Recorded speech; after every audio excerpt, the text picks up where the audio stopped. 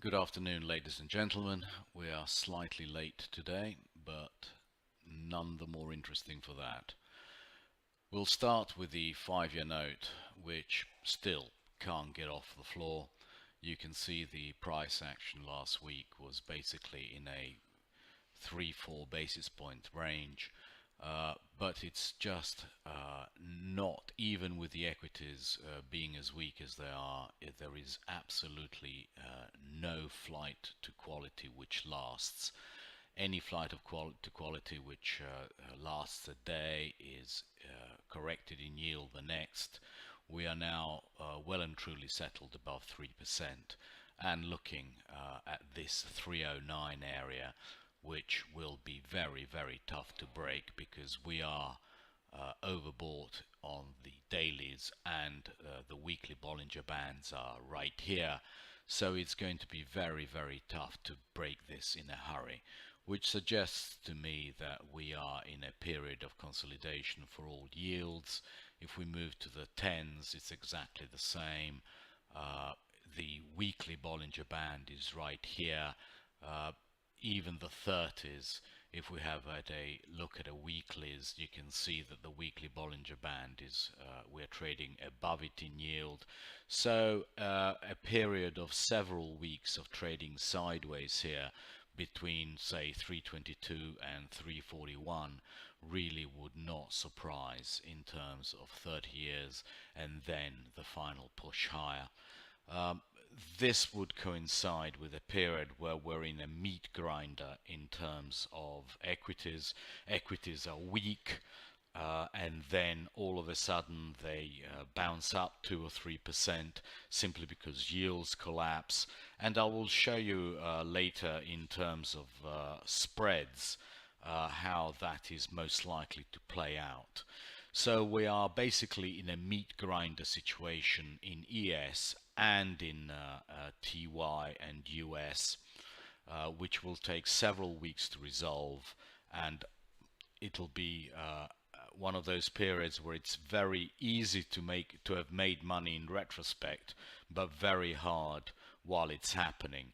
It's basically a period of mindless up down that is going to last probably the best part of a month. In terms of EU yields, the Bund basically touched the absolute perfect touch of the middle Bollinger Band on the weeklies and could not sustain it. Everyone's buying Bunds as a source of safety, especially against Italian bonds, and that is what we keep on telling you. Bunds are nearly untradeable, simply because you have all these cross currents, all these flows of where people are mindlessly buying bonds because they don't want to hold Italian bonds, and they don't want to hold US bonds. Extremely tough to trade. You have to pick your levels, like 30 basis points, 39 basis points, and just hold it, because eventually, even though it zigs and zags, it will go up and break into the 70s, absolutely for sure. Whether it's this year or next, no one knows. But the path of world rates is now definitely higher. This is best illustrated on a spread of Bunds to 10-year notes. This was our previous range, which we broke out of 258 to 259, and we are already at 275. You can see how this is definitely a trend higher. So if you want to express your opinion about rising rates, it's probably best to do it still in the States. The Bund is the one that, as I've said, has all these cross currents and probably best left alone, although we are short of it and we just trade in and out of it. And now to passing on to equities. This is a weekly chart of the equities. You can actually see that we've touched right where the moving averages, the red and the yellow one, come in. That is now going to be right around 2805 to 2810. That area is going to be absolutely key. This week we've basically done absolutely nothing, And this is what I mean about the meat grinder. I think we'll probably come down and spike the 2807 area, where where it would be a double bottom, probably go a little bit through it, and then come right back into the meat grinder, and probably all the way back up to 2800.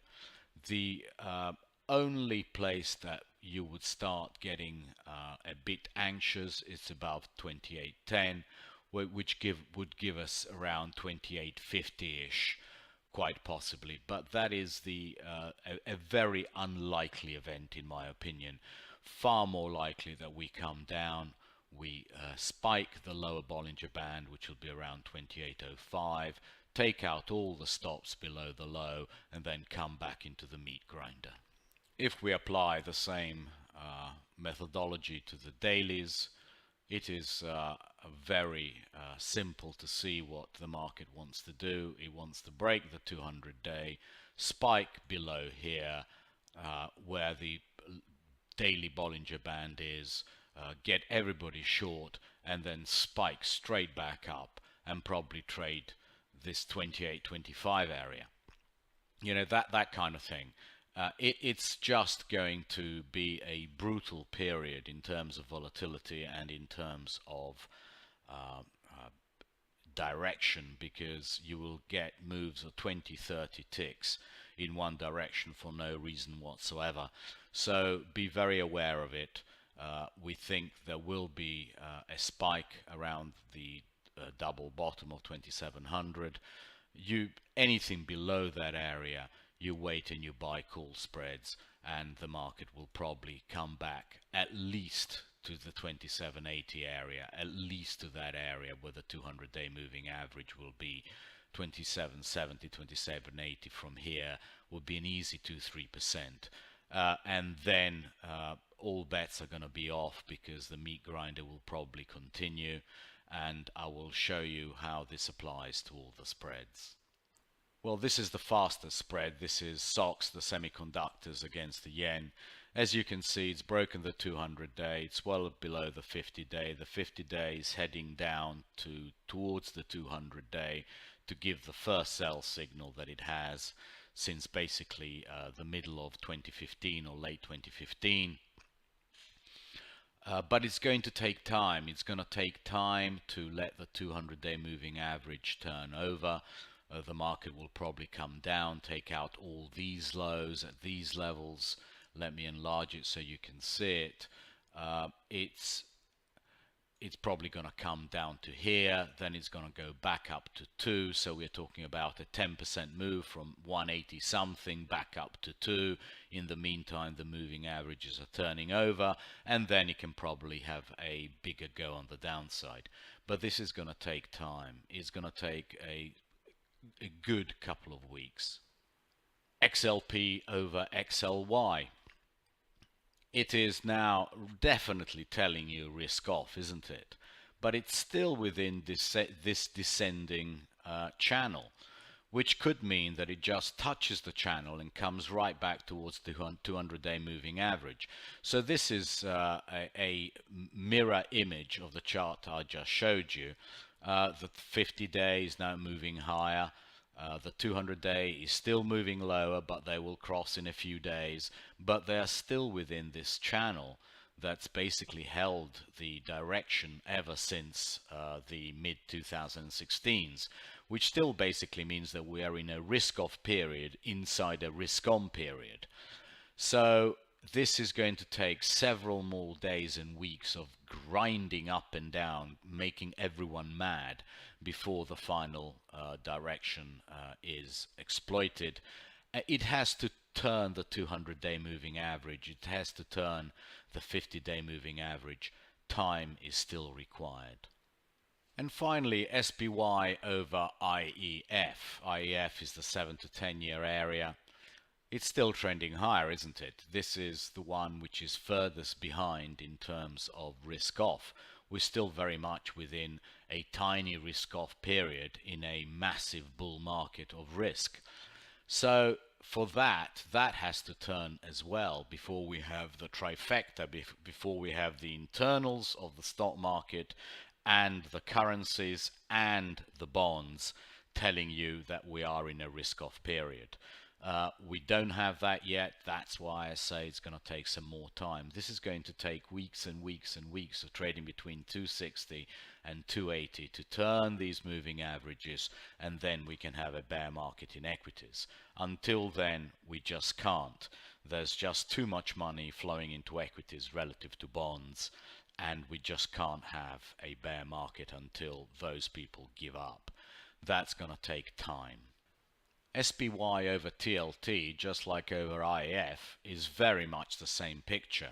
It's going to take a massive amount of time. So the whole yield curve in bonds is telling you that it's very, very close to the top end of risk. The moves back down are going to be measured, and they're going to be caught by this 200-day moving average, again telling you that everything in terms of spread wise is going to be in a meat grinder for weeks and weeks and weeks. I wanted to show you this chart of SPY over IWM, so SPY over the Russell 2000. You can see that we are now at a very, very critical level where it rejected once, twice, three times, and now the fourth time of asking. It is overextended. Would not surprise to see a slight pullback, basically saying that IWM will slightly outperform after this absolute drubbing IWM has got over the past few weeks. And that also to me suggests that the market is going to hold in.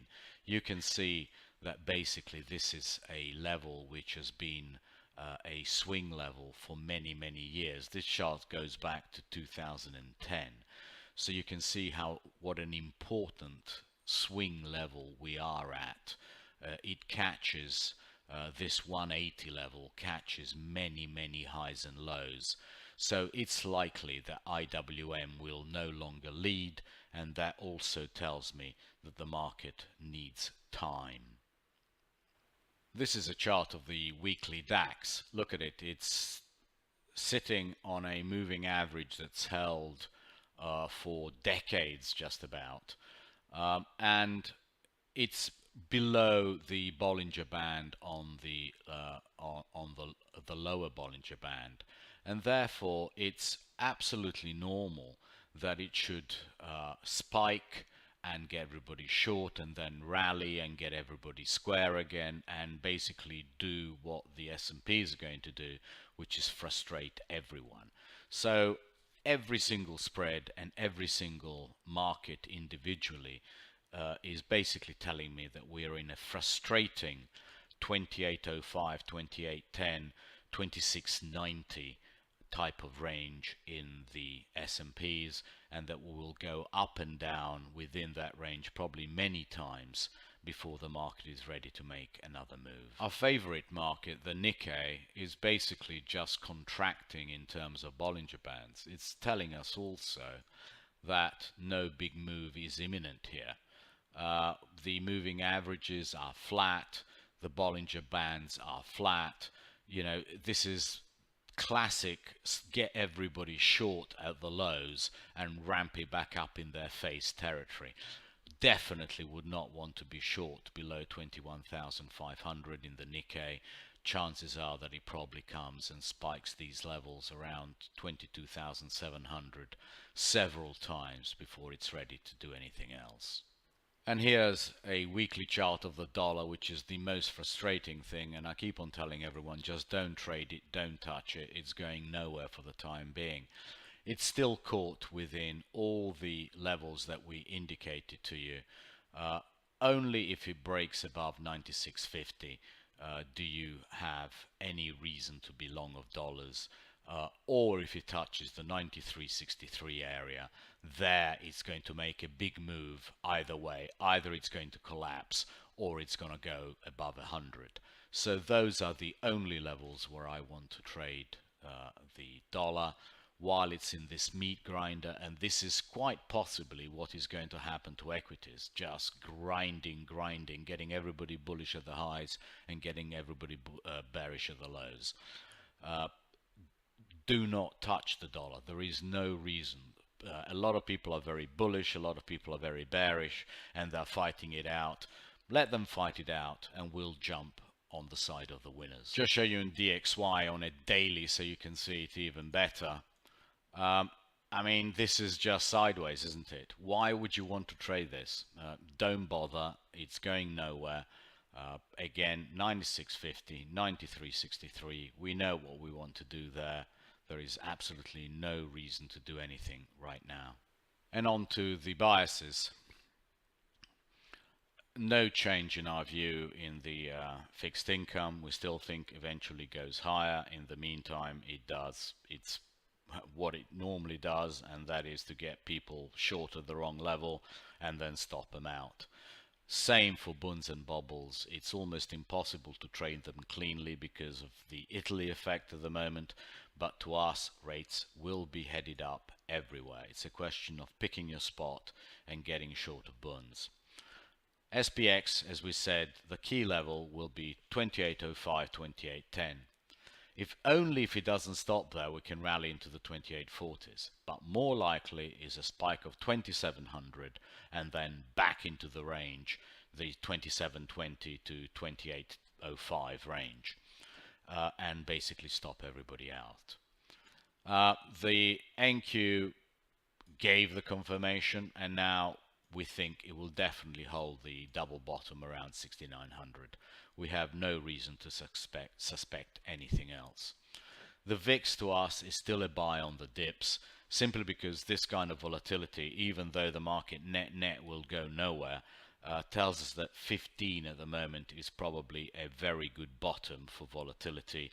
It'll trade between 15 and 22 for quite some time. So we'll put that in sort of range 15 to 22 in terms of volatility. And the dollar, nothing new, 96.50, 93.63. We have our levels, we know what we want to do. We are still long Nikkei call spread because we really like the Nikkei relative to everything else. We hedge it with other things when we are not so bullish. But to us, you stay with quality. You stay with Dow, you stay with Nikkei. You get short at good levels with NQ, SPX, and Europe. The quality will win out in this period of uncertainty, and you should stick with it. Thank you very much indeed, and tweet you on Monday.